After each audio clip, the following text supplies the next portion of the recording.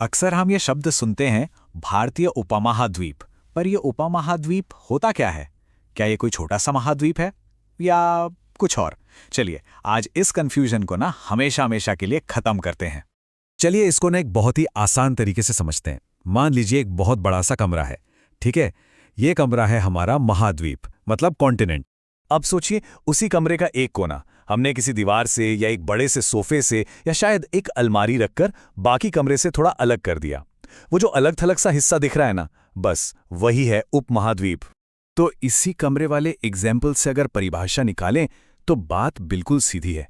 उपमहाद्वीप किसी भी महाद्वीप का वो बड़ा सा हिस्सा होता है जो कुछ कह सकते हैं कुदरती दीवारों की वजह से बाकी हिस्से से अलग सा दिखता है। पर ये प्राकृतिक सीमाएं या नेचुरल बाउंड्रीज आखिर हैं क्या? ये कुदरती दीवारें कैसी होती हैं? चलिए देखते हैं। अरे ये कुदरती दीवारें कुछ भी हो सकती हैं, जैसे हिमालय जैसे ऊंचे ऊंचे पहाड़, या फिर गंगा सिंधु जैसी बड़ी बड़ी नदियां, या फिर अरब सागर जैसा फैला हुआ समंदर। मतलब वो सारी प्राकृतिक चीजें जो जमीन के एक टुकड़े को बाकी से अलग पहचान देती हैं। और इस कॉन्सेप्ट को समझने के लिए सबसे बढ़िया एग्जाम्पल जानते हैं कौन सा है? हमारा अपना भारतीय उपमहाद्वीप। चलिए इसी को करीब से देखते हैं।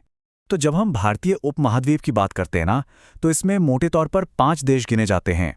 और ये देश हैं भारत, पाकिस्तान, नेपाल, भूटान और बांग्लादेश। देखिए इन सभी देशों को हिमालय और समुंदर जैसी नेचुरल बाउंड्रीज बाकी के एशिया से अलग कर देती हैं, और इसीलिए ये सब मिलकर एक उपमहाद्वीप कहलाते हैं। लेकिन रुकिए, यहाँ एक बहुत बड़ा कंफ्यूजन होता है। इस लिस्ट को देखकर अक्सर एक और पड़ोसी देश का नाम दिमाग में आता है, पर वो इसका हिस्सा नहीं है, और ये समझना बहुत जरूरी है। तो सवाल ये है कि क्या श्रीलंका भारतीय उपमहाद्वीप का हिस्सा है? क्या लगता है? जवाब है नहीं, बिल्कुल नहीं।